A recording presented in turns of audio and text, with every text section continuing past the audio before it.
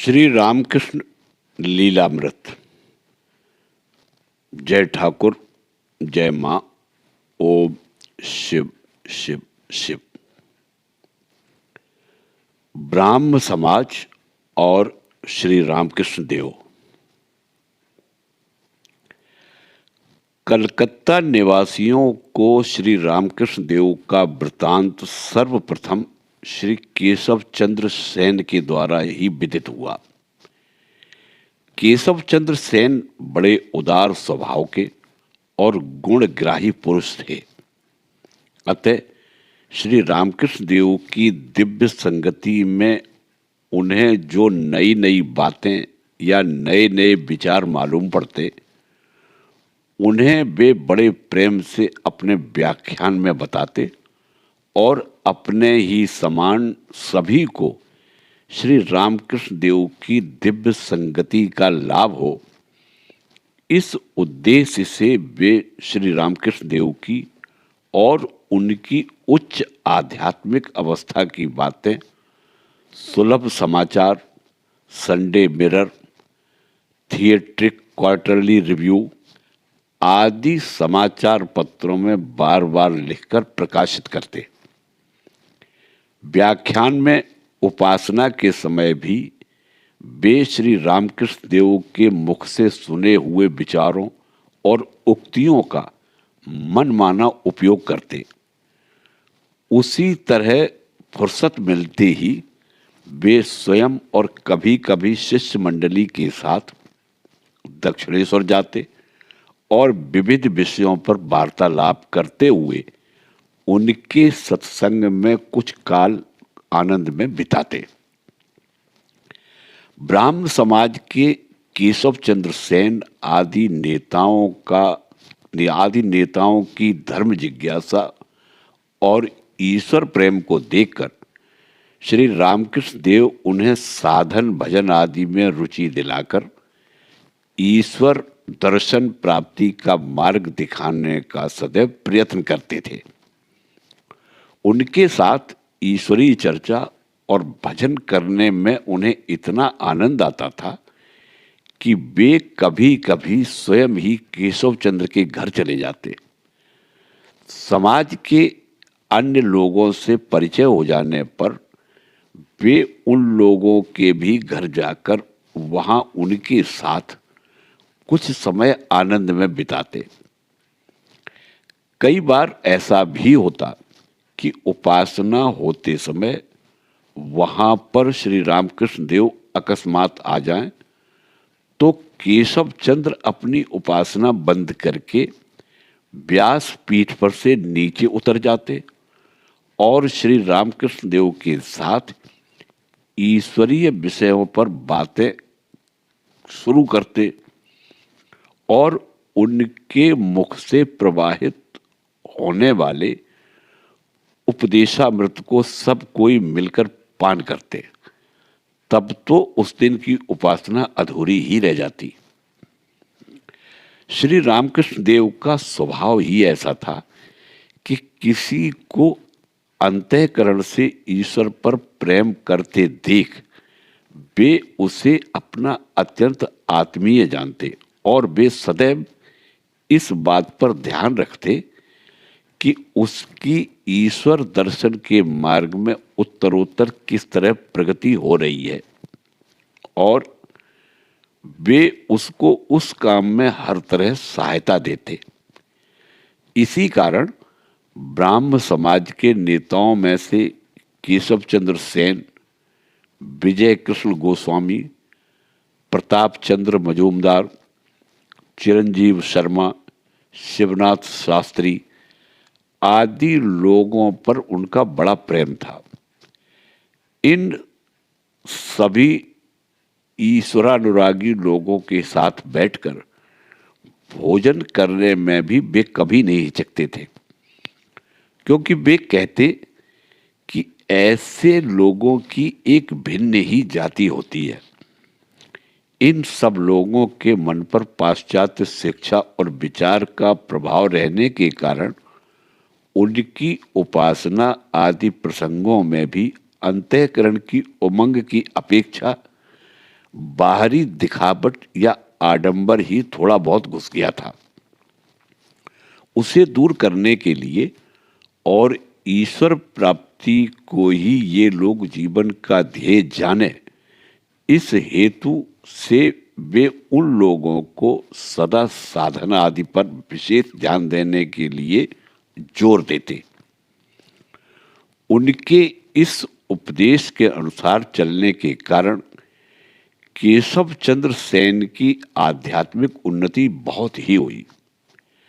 वैसे ही ईश्वर का माता यह नाम और ईश्वर की मातृभाव से उपासना भी उनके समाज में प्रचलित होने लगी और समाज के भजन, पद और साहित्य में भी श्री रामकृष्ण देव का भाव प्रविष्ट होकर उसमें एक प्रकार की सजीवता और मधुरता उत्पन्न हो गई। श्री रामकृष्ण देव को यह बात पूर्ण रीति से मालूम थी कि मैं जो कुछ कहूँगा वह सब ये लोग मान लेंगे, ऐसा नहीं है। इसलिए उपदेश की बातें बता चुकने पर वे बहुधा उनसे कह देते, तुम लोगों को मुझे जो कुछ बताना था सो बता दिया, इनमें से जितना तुम्हें जचे उतना ही ग्रहण करो। उन्हें यह भी मालूम था कि ब्राह्म समाज के सभी सभासद केशव चंद्र के समान अंतःकरण से ईश्वर के भक्त नहीं है।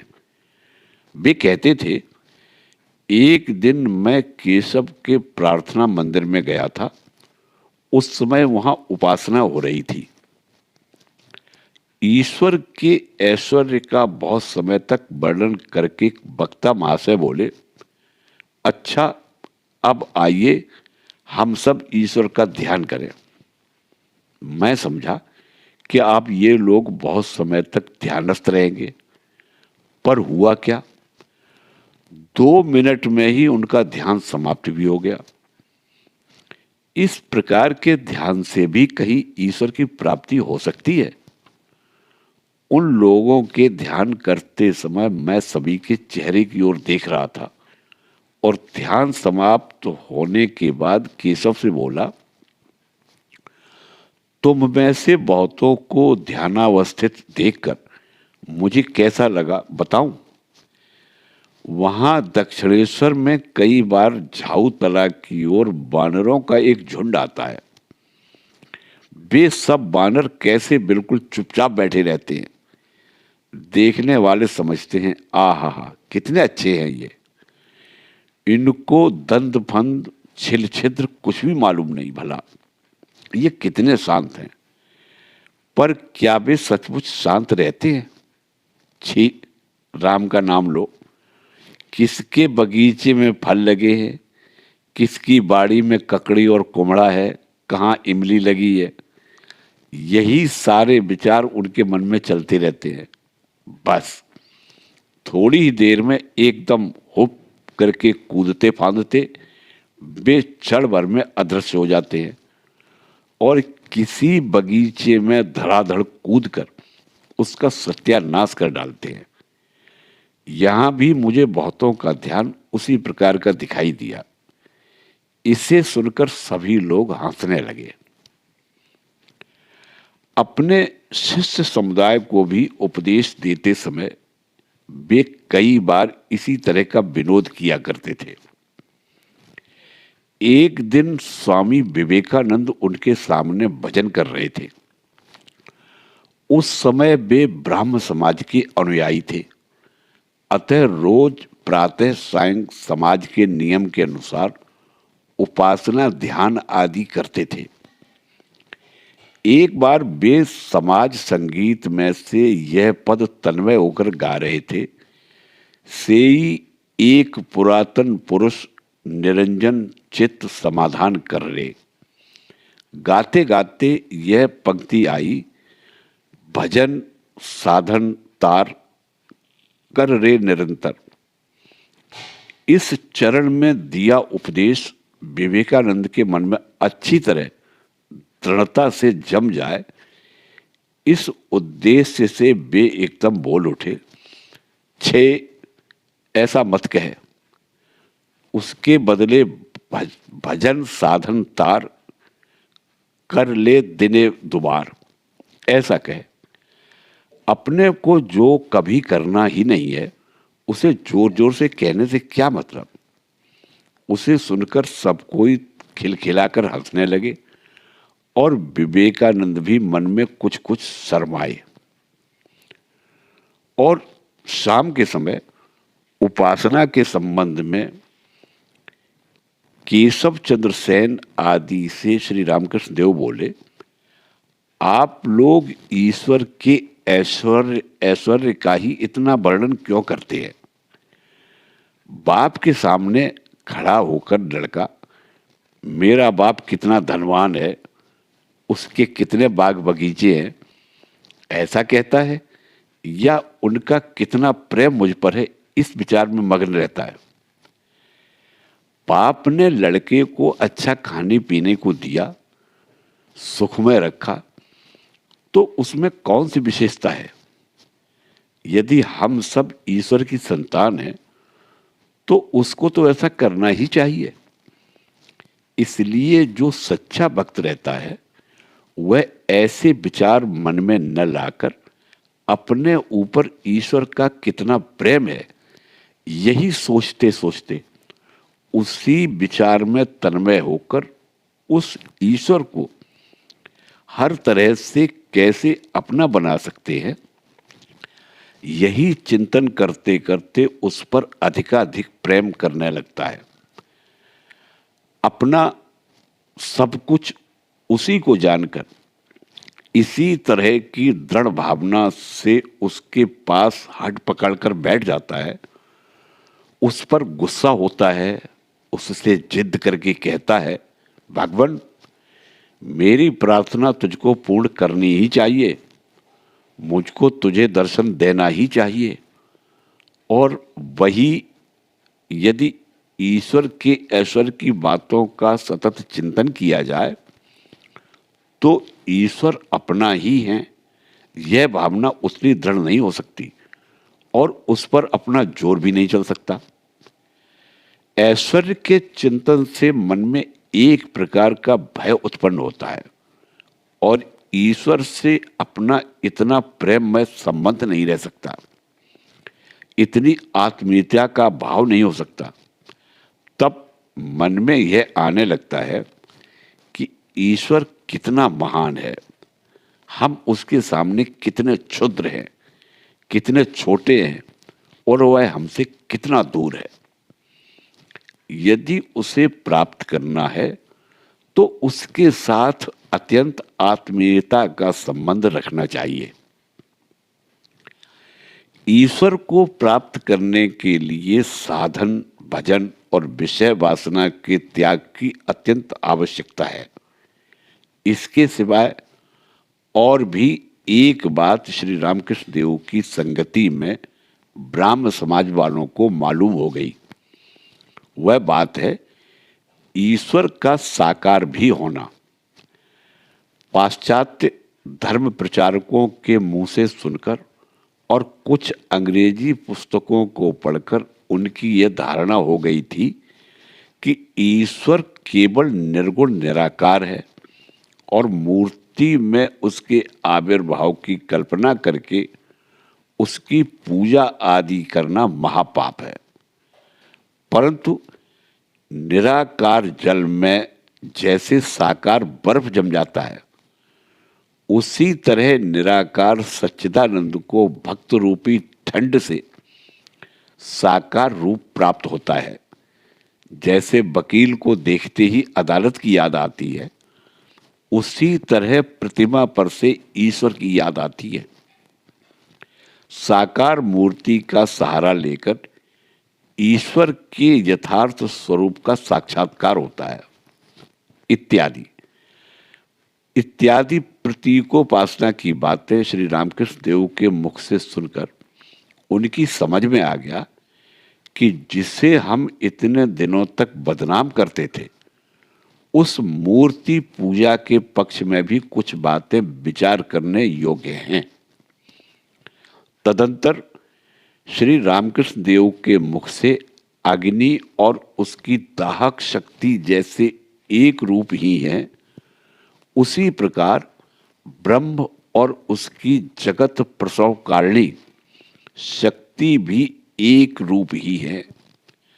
इस सिद्धांत को सुनकर उन लोगों की साकारोपासना की कल्पना पर भी एक नया ही प्रकाश पड़ा और उन लोगों को निश्चय हो गया कि जैसे ईश्वर को केवल साकार प्रतिपादन करने में दोष है, वैसे ही ईश्वर को केवल निराकार बताने में भी दोष है। श्री रामकृष्ण देव एक दिन केशव चंद्र आदि से बोले, ईश्वर स्वरूप की इति करना असंभव है। वह साकार है, निराकार भी है और इसके अतिरिक्त और भी कैसा कैसा है सो कौन जान सकेगा और कौन बता सकेगा। केशव चंद्र सेन की लड़की का कूच बिहार के राजा के साथ विवाह होने के बाद ब्राह्म समाज में इस विषय को लेकर बड़ा विवाद मचा और अंत में उस समाज के भारतवर्षीय और साधारण ब्राह्म समाज ऐसे दो भाग हो गए। परंतु फिर भी श्री रामकृष्ण देव का संबंध ब्राह्म समाज से कायम ही रहा और दोनों ही समाजों पर उनका प्रेम वैसा ही बना रहा तथा दोनों ही समाज के साधकों को उनसे पूर्ववत ही आध्यात्मिक मार्ग में सहायता मिलती रही। समाज के दो विभाग होने पर साधारण ब्राह्म समाज का आचार्य पद श्री विजय कृष्ण गोस्वामी और शिवनाथ शास्त्री को प्राप्त हुआ। विजय कृष्ण के अत्यंत भक्तिमान होने के कारण श्री रामकृष्ण देव का उन पर बड़ा प्रेम था। श्री रामकृष्ण देव के उपदेश के अनुसार साधन शुरू करने पर थोड़े ही समय में उनकी आध्यात्मिक उन्नति बड़े वेग से हो गई। कीर्तन के समय की उनकी तन्मय अवस्था, उनके भगवत प्रेम में रंगे हुए नृत्य और उनकी भावावस्था को देखकर लोग मुग्ध हो जाते थे। उनकी उच्च आध्यात्मिक अवस्था के संबंध में श्री रामकृष्ण देव कहते थे, जिस बैठक खाने में प्रवेश करने पर साधन पूर्ण होकर ईश्वर दर्शन प्राप्त होता है, उसके पास की कोठरी में पहुंचकर उस बैठक खाने को खोलने के लिए विजय दरवाजा खटखटा रहा है। ब्राह्म समाज के दो टुकड़े हो जाने के समय से उन दोनों पक्ष वालों के मन में एक दूसरे के प्रति अच्छे भाव नहीं थे, तो भी दोनों पक्ष वाले श्री रामकृष्ण देव का एक ही सरीखा सम्मान करते थे और बारंबार उनके दर्शन के लिए दक्षिणेश्वर आते थे। एक दिन केशव चंद्र अपने अनुयायियों को लेकर दक्षिणेश्वर आए थे कि विजय कृष्ण भी अपनी मंडली के साथ वहां पहुंच गए। ऐसी अचानक भेंट हो जाने से स्वभावतः दोनों पक्ष वालों को संकोच सा होने लगा। स्वयं केशव चंद्र और विजय कृष्ण को भी कुछ अटपटा सा मालूम होने लगा। यह बात श्री रामकृष्ण देव की दृष्टि में आते ही वे हंसते हंसते कहने लगे, सुनिए, एक बार ऐसा हुआ कि भगवान शंकर और श्री रामचंद्र में कुछ विवाद हो गया और दोनों में युद्ध होने लगा। अब शंकर के गुरु राम और राम के गुरु शंकर होने के कारण युद्ध समाप्त होने पर उन दोनों की पूर्ववत मैत्री होने में देर नहीं लगी। पर शंकर की सेना के भूत प्रेतों और राम की सेना के वानर रीछों की मैत्री नहीं हुई। उन लोगों का युद्ध होता ही रहा। केशव और विजय को उपदेश करते हुए इसीलिए कहता हूं कि जो होना था सो हो गया। अब कम से कम तुम दोनों के मन में तो एक दूसरे के प्रति परस्पर बैर भाव या विषमता न रहे। यह भाव यदि रहे ही तो रहने दो। अपने वानर रीछों और भूत प्रेतों में उस समय से केशव चंद और विजय कृष्ण के बीच में पुनः बोलना चालना शुरू हो गया। विजय कृष्ण के साधन भजन में जैसे जैसे अधिक उन्नति होती गई, वैसे वैसे उनको मालूम पड़ने लगा कि समाज के काम से छुट्टी लेकर सारा समय साधन में ही लगाना चाहिए। अतः उन्होंने शीघ्र साधारण ब्राह्मण समाज का नेतृत्व छोड़ दिया। उनके साथ ही और भी बहुत से लोग समाज से अलग हो गए, जिससे समाज बहुत ही दुर्बल या अल्पसंख्यक हो गया। विजय कृष्ण के बाद समाज के नेतृत्व का भार श्री शिवनाथ शास्त्री पर आ पड़ा। शिवनाथ शास्त्री भी श्री रामकृष्ण देव के पास बारंबार आया जाया करते थे, परंतु श्री रामकृष्ण देव के उपदेश से विजय कृष्ण के विचार बदलने से उन्होंने समाज छोड़ दिया था। इसी कारण उन्होंने अब श्री रामकृष्ण देव के पास पहले के समान बारंबार आना प्राय बंद ही कर दिया। स्वामी विवेकानंद उस समय उस समाज के अनुयायी थे और उन पर शिवनाथ का भी बहुत प्रेम था। समाज के अन्य लोगों के समान ही स्वामी विवेकानंद भी बारंबार केशव चंद्र के पास दक्षिणेश्वर में श्री रामकृष्ण देव के पास जाया करते थे। श्री रामकृष्ण देव के पास उनके जाने आने का हाल सुनकर शिवनाथ ने एक दिन विवेकानंद को उपदेश किया कि रामकृष्ण के पास बार बार मत जाया करो, और उन्होंने यह भी कहा, ऐसे ही यदि सब लोग वहां जाने लगेंगे तो समाज शीघ्र ही टूट जाएगा। वे समझते थे कि श्री रामकृष्ण देव की यह भाव समाधि एक प्रकार का मस्तिष्क रोग है। इसे सुनकर श्री रामकृष्ण देव ने उन्हें जो उत्तर दिया उसका वर्णन पीछे हो चुका है। श्री रामकृष्ण देव के प्रभाव से समाज में साधनानुराग उत्पन्न हुआ और ईश्वर की प्राप्ति को ही अपने जीवन का ध्येय बनाकर उसी प्रकार ईश्वर प्राप्ति के लिए मन लगाकर प्रयत्न करना भी बहुतों ने प्रारंभ किया। एक दिन आचार्य प्रताप चंद्र मजूमदार दक्षिणेश्वर में श्री रामकृष्ण देव के दर्शन के लिए आए हुए थे। उन्होंने समाज पर श्री रामकृष्ण देव के उपदेश के परिणाम के संबंध में यह कहा, श्री रामकृष्ण देव के दर्शन होने के पूर्व धर्म किसे कहते हैं यह कोई समझता भी नहीं था, सब आडंबर ही था। धार्मिक जीवन कैसा होता है यह बात श्री रामकृष्ण देव की संगति का लाभ होने पर ही बहुतों को जान पड़ा। उस दिन प्रताप चंद्र के साथ चिरंजीव शर्मा भी थे। नव विधान समाज पर श्री रामकृष्ण देव का प्रभाव विशेष रूप से दिखाई देता था, पर विजय कृष्ण के आचार्य पद पर रहते तक साधारण ब्राह्मण समाज पर भी उनका प्रभाव कुछ कम नहीं था। विजय कृष्ण के और उनके साथ ही और अन्य सच्चे साधकों के समाज छोड़ देने के समय से ही उस समाज पर से श्री रामकृष्ण देव का प्रभाव कम होता चला।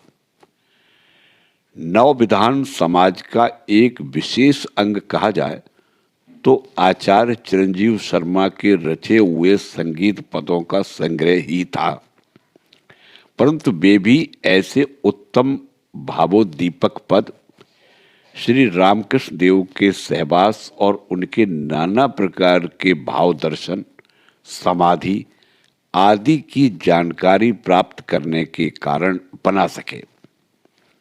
चिरंजीव शर्मा स्वयं उत्तम गायक थे। उनके गायन को सुनते सुनते हमने कई बार श्री रामकृष्ण देव को समाधि मग्न होते देखा है। इस प्रकार ब्राह्म समाज पर श्री रामकृष्ण देव के उपदेश का परिणाम हुआ, जितने मत उतने मार्ग। यह नया सिद्धांत आध्यात्मिक जगत में उन्होंने अपने अनुभवों से खोज निकाला था। इसलिए सर्वधर्मों और सर्व मतों पर उनका विश्वास था और वही विश्वास उनके मन में ब्राह्म समाज के प्रति भी था। संकीर्तन के अंत में ईश्वर को और भी अधिक संप्रदाय के साधकों को नमस्कार करते समय आधुनिक ब्रह्मवादियों को प्रणाम कहकर ब्राह्म समाज की भक्त मंडली को नमस्कार करना वे कभी नहीं बोलते थे। श्री रामकृष्ण देव का साधन यज्ञ पूर्ण होकर उनमें गुरु भाव का पूर्ण विकास होने के बाद मुख्यतः ब्राह्म समाज से ही उनके कार्य का प्रारंभ हुआ और कलकत्ते के सर्वसाधारण लोगों को श्री रामकृष्ण देव का परिचय ब्राह्म समाज ने ही करा दिया। ऊपर बता आए हैं कि श्री रामकृष्ण देव कई बार ब्राह्म समाज के अनुयायियों के घर पर भी जाकर भजन और ईश्वरीय चर्चा करके आनंद प्राप्त करते थे। इस प्रकार के दो मजेदार आनंदमय प्रसंगों में हम भी सौभाग्य से उपस्थित थे। अतः प्रत्यक्ष आंखों से देखे हुए इन प्रसंगों में से एक का वर्णन अगले प्रकरण में किया जाता है। जय ठाकुर, जय मां।